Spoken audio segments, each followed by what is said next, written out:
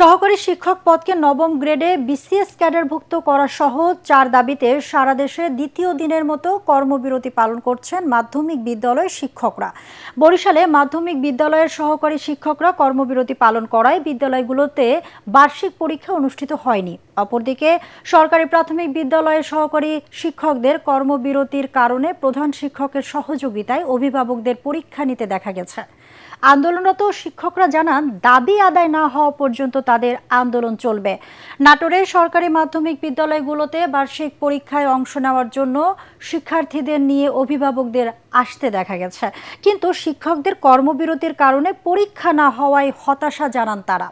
স্কুলগুলোতে ছুটির আমেজ বিরাজ করায় অলস সময় পার করছেন কর্মচারীরা। নেত্রকোনায় সরকারি মাধ্যমিক বিদ্যালয় শিক্ষক সমিতির ডাকে জেলার আঞ্জুমান আদর্শ সরকারি উচ্চ বিদ্যালয়, নেত্রকোনা সরকারি বালিকা উচ্চ বিদ্যালয় সহ 6টি সরকারি মাধ্যমিক বিদ্যালয়ের শিক্ষকরা এই কর্মবিরতি কর্মসূচি পালন করছেন।